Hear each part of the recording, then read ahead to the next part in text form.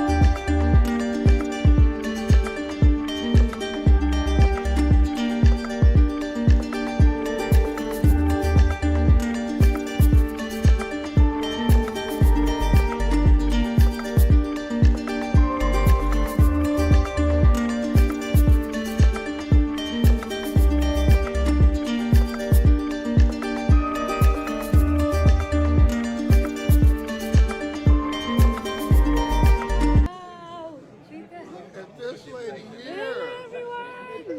Well, gold is for life.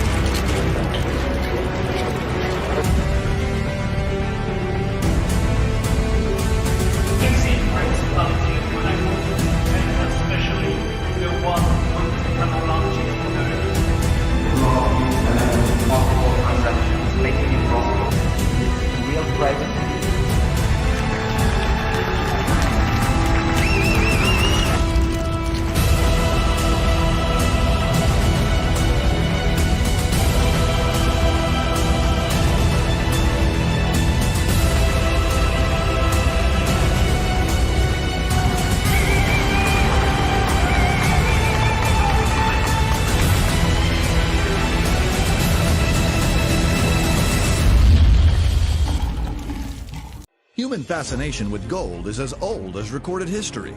1792, the United States Congress passed the Mint and Coinage Act that established a fixed price of gold in terms of US dollars. 15 August 1971, a number of attempts were made to salvage the gold standard. 2011, the foundation of the Gold Standard Banking AG, one of the most successful companies which specializes in the trade of minerals and precious metals worldwide. There's a global distribution network for industrial minerals and metals in more than 120 countries. 2020, GSB presents new cutting-edge products and services. Blockchain Gold Asset LBMA Price Connected, ready to be traded on a stable rate directly on our exchange. It is using the most advanced decentralized blockchain protocol, safe, cost-efficient, and fast. Digital Crypto Payment Card, the safest way to secure your digital assets. Use our new digital crypto to pay the merchants directly with cryptocurrency. Gold Point of Sale. If you are a gold bullion dealer, this is the best way to increase your sales. Our community will trade digital gold to pick up it physically. You can directly exchange the tokens and transfer fiat into your bank account. GSB consists of GSB Gold, International Business Blockchain Platform, Universal Gold Merchant, and Gold Standard Crypto Digital Bank. We invite you to discover our products and services.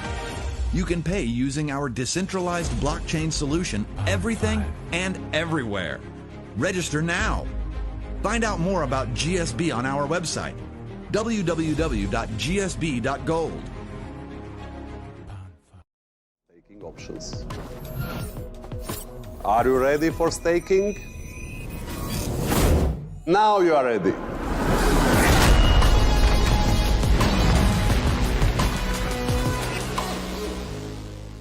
Rahbat Moisar. Assalamu alaikum.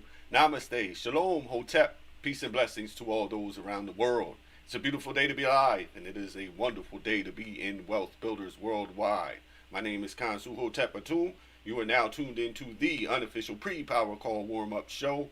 And I have some great information for y'all today. I'm going to say good morning to a few people in the chat real quick, so I hope everybody can just bear with me for a minute. Let me see if I can jump on here. I see we got Fred Anderson. Good morning, Debbie Nixon. Malta Meyer, good morning. Jacqueline Addison, Timothy Hall, Danny James.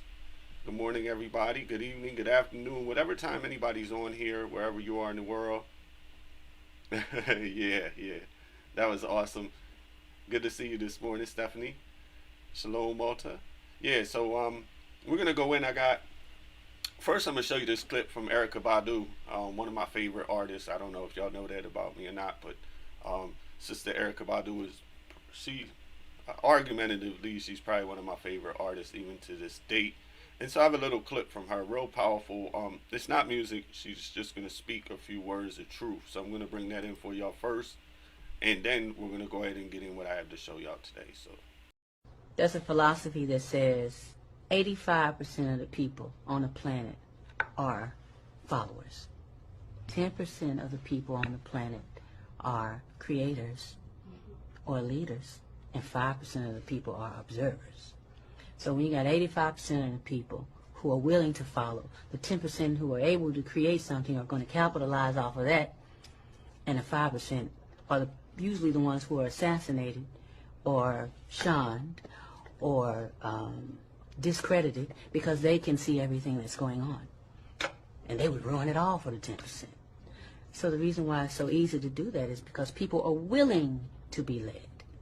I mean, it's just, in my experience, the way life works. You know, you just follow your heart, you know, and it doesn't matter what people think you should be doing, or you follow your heart right from the start. Nothing should be able to infiltrate that.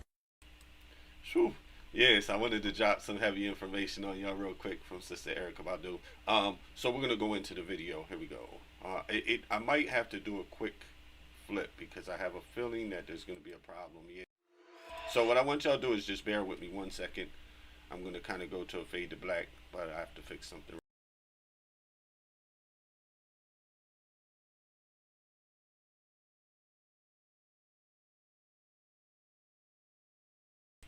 Okay, yeah, I'm having a little issue. It keeps kind of like resetting, but here we go. I'm ready now. But I'm not so sure that you'll always live up to it. We are inclined, all of us, to get hot when the other fellow gets hot. Say angry things when the other fellow starts saying angry things.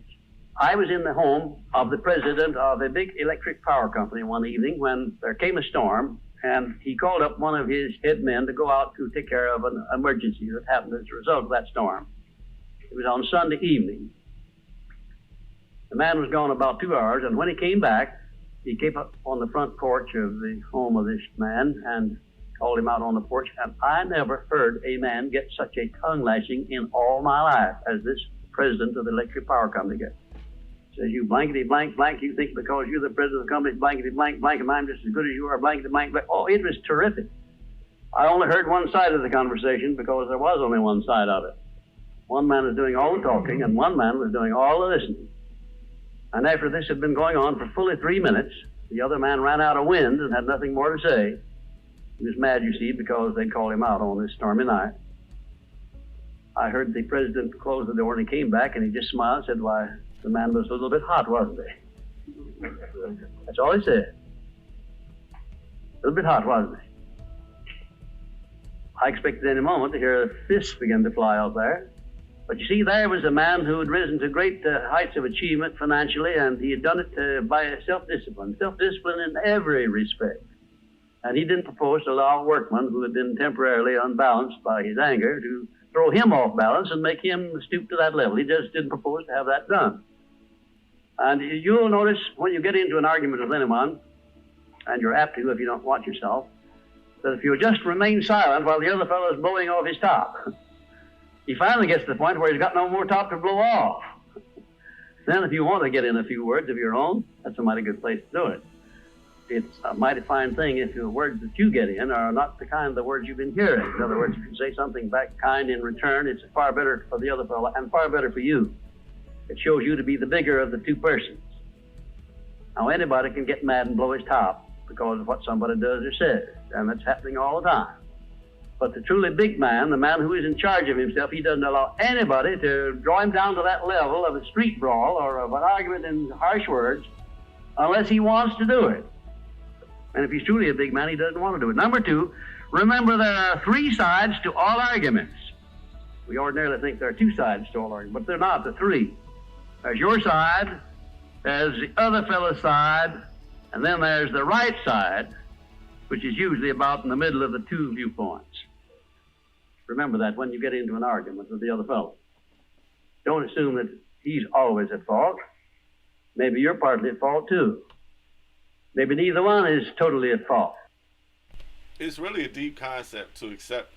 I think for a lot of people it might be hard to really take that in. It's still hard for me to take that in. I mean, but to take in what I mean is like considering I have my viewpoints, right? And I know, let me just take somebody that completely disagrees with my viewpoints. And I know a few of those people. And not all of, you know, they disagree with some of my major viewpoints, let's say. Now, when I think of them, from my position, the ego is like, no, you can't meet them in the middle. They can't be half right. You're right. They're crazy, right? They're off the whatever it is.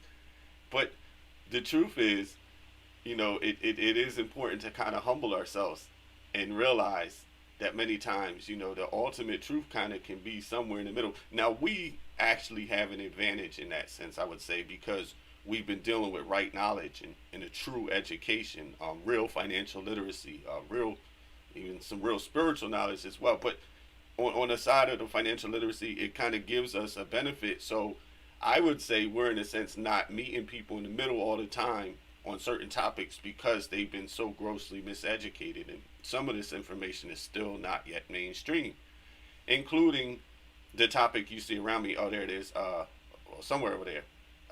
That way. Yeah, there it is. Bitcoin, right? So it says you want to make Bitcoin. Of course, we are a part of a phenomenal opportunity.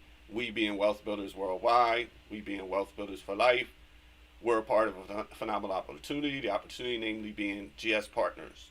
And as a GS Partner, Gold Standard Partner, it's enabling us to get paid in real time via Ethereum and Bitcoin, which is truly, truly amazing. But it also positions us to be able to acquire a cryptocurrency as it's just launching out. And I mean, I shouldn't say as it's just launching, because it's already made the major exchanges, some of the biggest exchanges, biggest name exchanges such as CoinSuper and BitForex and HitBTC. You know, those major ones have been around for a while and are credible.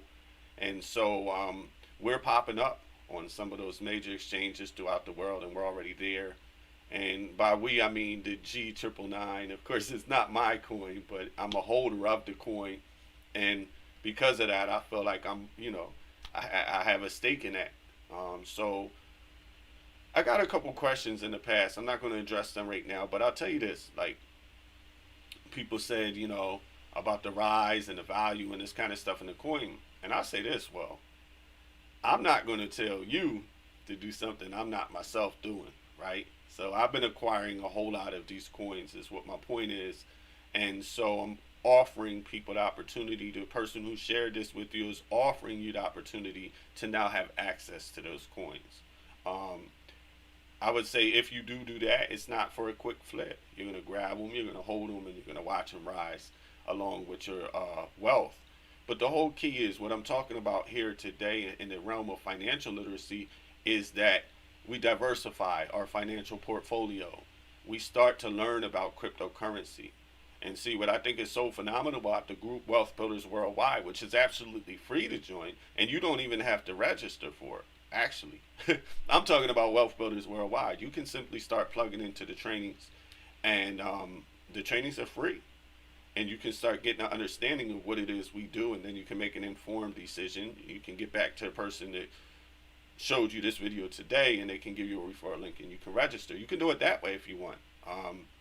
I know people that have followed Wealth Builders for quite some time without actually being a part of the specific company that we may have been working with at the time. So right now, this company, though, that we're working with is just absolutely phenomenal. I mean, it's paid people whole years of nice salaries in the first month. You know, I didn't quite meet those numbers, to be completely transparent, but what I did reach was satisfactory numbers. Had I still been working for somebody, it would have definitely made me start to rethink go ahead and leaving that job. I probably would have left already, just seeing the true potential and knowing the power of residual passive income. So I didn't mean to get so far left on what we were talking about today, but I just wanted to say, you know, when we're dealing with people, we do got to understand that it's not always a right and wrong thing. It's kind of those areas of gray that they talk about. You have your viewpoint, they have their viewpoint, and then there's, you know, so some of us, of course, like to stick more towards absolute truths, as well as that's kind of how I am. But I still, my ego has to be tamed for me to understand that if I am in a conversation with somebody and we don't see eye to eye on something, I have to realize that the truth may be somewhere in the middle. I might not, you know, and so I think that's a good way, because then you kind of have a different standpoint. Because when you really think or even know that you're right, sometimes you can come off kind of cocky and, you know, just conceited, you know, because of the way that you present the information. And I know that's not always the way that we mean to, but sometimes we can do that inadvertently. Let me get back into the video. It's a short video, so we'll make it through. Don't worry. The chances are, in all of the arguments I've ever heard, both parties were partly to blame in one way or another. I have never yet heard an argument where one party entirely was to blame, although I suspect there are such arguments at times. Number 3, never give directives to a subordinate when you're angry. If the matter is urgent, then cool off quickly. Number 4, treat all people as nearly as possible as if they were rich relatives from whom you expected to be remembered in their will. Now that's a good one. That's a honey. That is a honey. If you just do that, treat all people as if they were rich relatives from whom you expected to inherit something at their death. And you can do that. You know, if you had a rich relative that had $1 million he was going to leave to you, or you suspected he was going to, it wouldn't make very much difference what he said or did. He would never throw you off balance. You'd never talk back to him, would you? Of course you wouldn't. It'd be quite silly if you did. Keeping quiet for $1 million seems to me to be a very easy price to pay. Number 5, look for the seed of an equivalent benefit in every unpleasant circumstance with which you meet, no matter what the unpleasant circumstance is. Make it a point to discipline yourself so that you look for that seed of an equivalent benefit, and you start looking in connection with the circumstance. Don't wait a week or two till you've all worked yourself up about it. Start right in where you stand. It'll lessen the blow. It'll lessen the hurt of the wound, whatever it happens to be, if you start looking for that seed of an equivalent benefit. And number 6, learn the almost forgotten art of asking questions and then listening to the answers instead of getting the other fellow told off. It gives you an awful lot of satisfaction when you're angry to get the other fellow told, doesn't it? And the temptation is very great to do that. I know, because I've been there many times. Don't do it. Be bigger than that.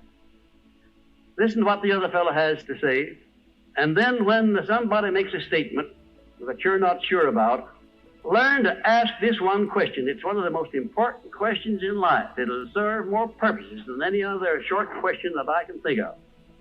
When somebody makes a statement that you're not sure about, or that you doubt, or that you question, ask a 4-word question. How do you know? This is a good one, y'all, and I've actually been using this for some time now, because when people come off with some wild statements or some stuff, let's, instead of saying wild statements, let's stay away from the conspiracy stuff, but let's just talk about a miseducation with the financial system. Because I remember telling people about the gold standard and the dollar is no longer backed by gold, and there was an older gentleman, and he had actually got like assertive. He was like, hey, he was like, yes, it is. What do you mean? The dollar is backed by the gold standard still to this day. And I should have, well, actually, no, I hit him with that. How do you know? How do you know? Because that's a great way to find out people's resources and to test to see if people are using things that they can validate versus just, whims of their own imagination. So it helps too to kind of, for me, it's like this. Like when people tell me something, especially if it's somebody that I don't know, I have to like fact check the heck out of it, no matter what it is, if it's new information. Now, after somebody has kind of validated themselves and they're known for telling me the truths, not to say that I don't go check it out for myself, but sometimes I'll take their word for it, because everything that I have fact checked has been accurate. So but I think it establishes a line of trust, when you do have verifiable facts, instead of just, whenever you're going to buck the system, let's say, bucking the system, a good one is the earth flat to round, right? Whenever you're going to do something that goes completely against the system, you got to have your facts aligned, and you got to have verifiable sources, especially in that case. But when you're talking about the monetary system, it's good to have verifiable sources, not just you saying it. Like it's good to learn to start to quote people and actually know who you're quoting with some of this stuff. That's one way, because using verifiable facts helps people. I remember in college, like we had there was only certain sources we could use, right? And we had to list those sources, APA guidelines. I know some of y'all writers know about that. Well, the APA guidelines were majorly put in place, from my understanding, so that people who were studying your information could then take stuff that you said. Say you have a really cool line and you just bring it out, but that line is actually from someone else. You can actually give them reference, so that now they can go look up that person, that poet, that original author who gave you the information that was included in your work. And by doing that, it allows people to do thorough research. So you'll notice good books often have a lot of references in them. Let me get back into it. And then wait for an answer. Squirm. Oftentimes there is no answer. People make wild statements that they can't back up. And instead of getting into an argument and making an incident out of the matter and getting yourself worked up into an argument, let the other fellow stew in his own fat by putting him over the barrel. But that question, how do you know? I had a clergyman in my class once who was very, I just don't know exactly how to describe him. He was a fanatic, you might say, on the subject of religion. And he was sure that he knew exactly what was going to happen to me after death. He said so in no uncertain terms. Not in the class, but in a private conversation. He raved and ranted for quite a little while about it. And when he got through, I said, how do you know, Parson? And that really put him over the barrel. He said, that's the way I feel about it. That's my faith. I said, well, now, having belief and faith is one thing, but having evidence is something else again. How do you know what's going to happen to me after I die? I don't know, and I doubt that you do. How do you know? Well, he never did give me a satisfactory answer. There are a lot of questions that come up in life in connection with which, if you'll ask that one thing, how do you know, you'll find that the other fellow will be off balance, and you don't need to make an incident out of what he says. You don't need to get mad at what he says. 7, never say or do anything which may influence another person without first asking yourself this question: will it benefit him or hurt him? And if it will hurt him, don't do it. Don't say anything or do anything that would hurt another person under any circumstances, no matter how much he may deserve it. Exercise self-discipline. Don't do that, because if you hurt another man, you're going to hurt yourself 10 times as much, at least. because that hurt will come back on you. I don't care who you are nor what circumstances you're working under or living under. If you hurt another person, you'll be hurt 10 times as much. And if the hurt doesn't come immediately, the rate of interest on that is compound interest on compound interest, and it'll be 100 times as great if you wait long enough. Because everything that you do to or for another person, you do to or for yourself. There is no escape from that. That's just as much a law as the law of gravitation, which everyone understands. You know that if you stepped over the top of this building, no matter what your mind was or what your belief happened to be, if you stepped over the top of this building and violated the law of gravitation, that you hit the ground and you die in a very few seconds. And this law, which brings you back that which you send out, is just as inevitable, just as inexorable as the law of gravitation or any other of nature's laws.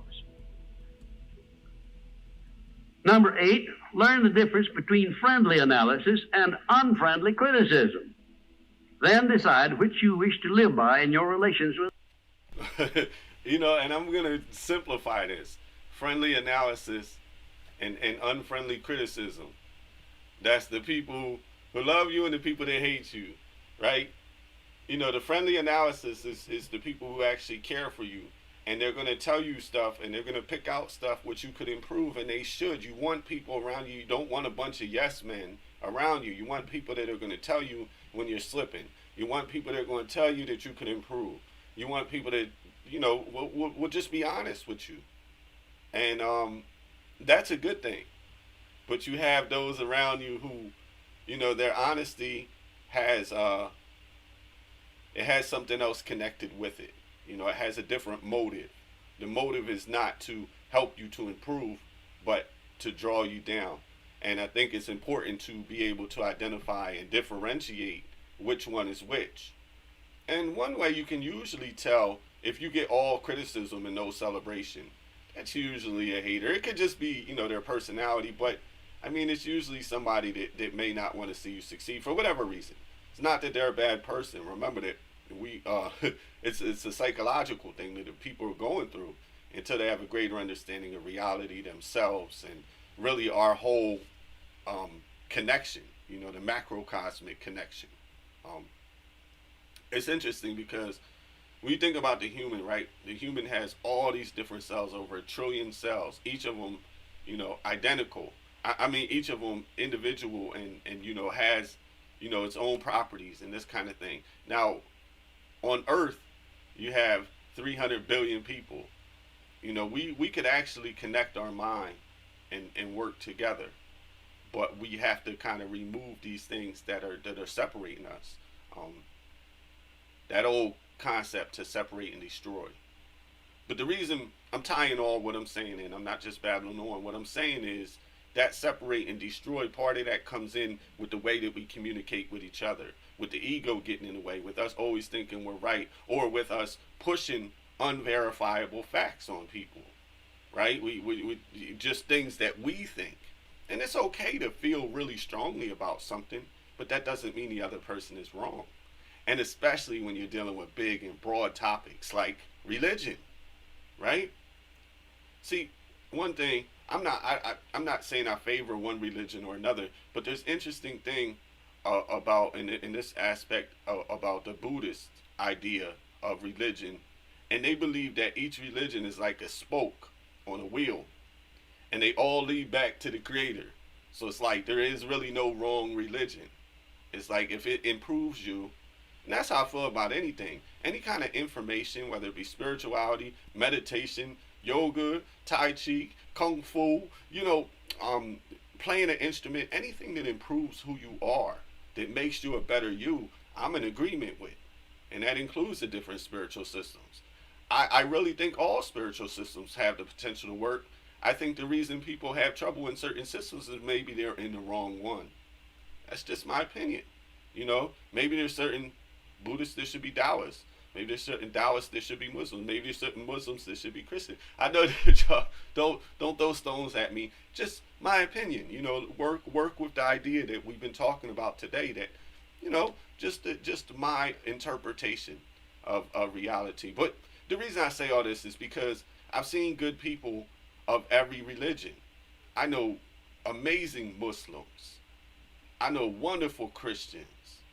I know talented and just Taoists. You know, I know some of the most loving and humble people, Sabians that I've met in the world, just all different. You can't tell me that there's not good people in all of those places. You can't tell me that there's not bad people in all of those places either. So I think it's a matter of who the person is and what their search is really about. But to revert back to what I'm saying is accept that people have different interpretations of reality and different paths to follow and different, paths to explore to get back home to, from which they came. And that's just one example, because religion, I just use religion because it's such a big one that separates and divides us all. It's more people have been killed over difference in religion than in all of the wars combined. I'm talking about both world wars. It's deep, right? And I have a lot of respect for Native Americans, because those of you that know the Native American history, they never fought a war over a difference in spiritual belief. And they all have different, each tribe has a different name for the creator and a different interpretation, a different understanding of how the universe was created. But one thing they've never went to war for is over spirituality. It was just a commonality over all tribes that's something that's accepted and respected from different people. Now, they did war. Native Americans did have war. Different tribes, they fought over land and all kind of stuff. But they never fought over spirituality, and I think that that's really important. And that's important for your team. That's important for you as a networker. Get over it. You have a certain belief and everybody doesn't believe that. Oh, well, what everybody does believe in? The dollar. And everybody has to believe in the dollar. And I'm not talking about as a fiat I'm just talking about the sense money, because we need money to access the things we need to survive. That's our keys to living. So when I say that's something we can come to a commonality on. That's another thing. Like if you're talking to somebody new and y'all really have distant viewpoints, try to bring something that you could probably bring them to common on. That's what I like to find common ground, especially with new people. If we're getting off on the wrong foot and, I can already tell that there might be like a pro right wing this or a pro left, it doesn't matter. I'm just using it as an example, but just different viewpoints from mine. Then I try to find a common ground, and often you're going to have a common ground and you can use something that's verifiable. So that brings us back to those verifiable facts. You use some verifiable facts as a common ground.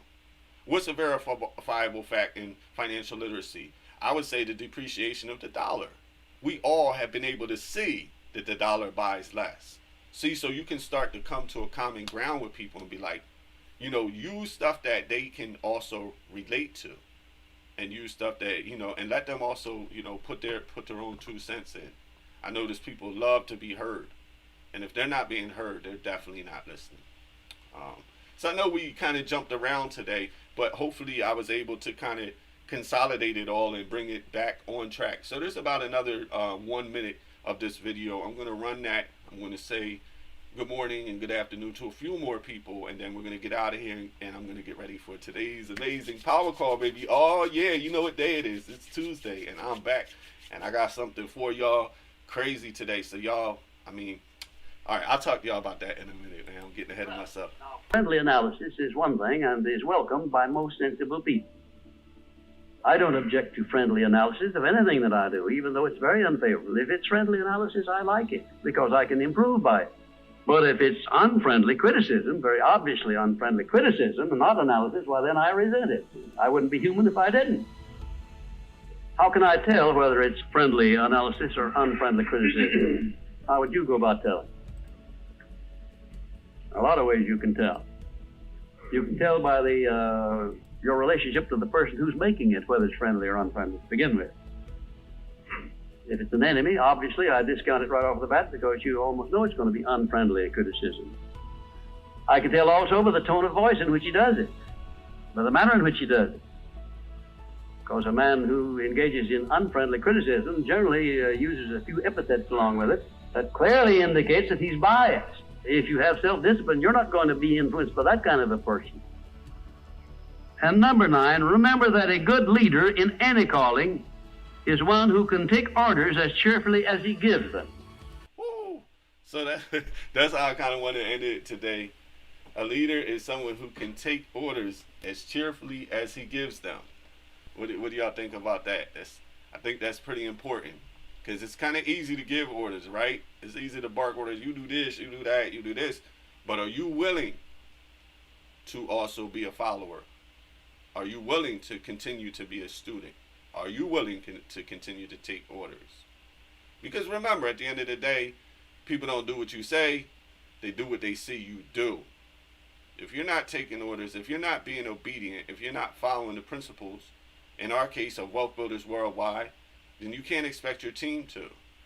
Now, if you are following the principles of Wealth Builders Worldwide and your team doesn't, you don't have to blame yourself, because they're not seeing it from you. And, you know, we have that issue a little bit, not big, but we have a little bit of that going on. But I know that it's not coming from me, and that feels good. I know that I'm not giving bad leadership and causing that kind of ripple. And I think that's, you know, there's just certain things we have control over and certain things we don't. And in the interest of optimizing those things we have control over, that's what I'm talking about here today. And so I wanted to say good morning to a few more people.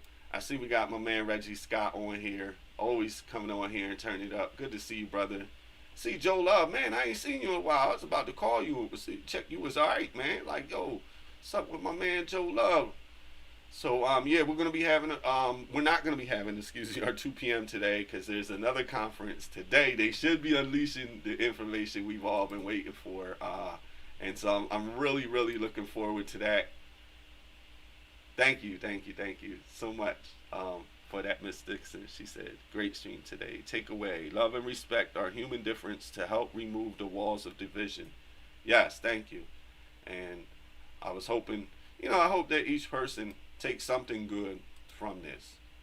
And, you know, that's my intention, you know, as far as these streams go. And that's my intention as far as pushing, you know, the idea of financial literacy, and personal development. You know, I combine them today, and usually these streams have been more geared towards personal development lately. But those of y'all that know me know I'll take 2 weeks off and go straight into the hidden secrets of money for 2 full weeks. So I like doing both. But we're going to get out of here. I want everybody to have a blessed income-producing day. Make sure you see us on the power call today. I have something special, really special for y'all. You know, it's Trailblazers Tuesdays. We're going to turn it all the way up. I want to see you all there. Make sure y'all call in. Give y'all congratulations. Let's get this thing going. Awoo. So, you know what I say, y'all. Make sure y'all tune in for the power call. This is not the power call. This is not a substitute. This is the unofficial pre-power call warm-up show. My name is Kansu Hotep Atum Wadu Woo Awoo. Peace, y'all.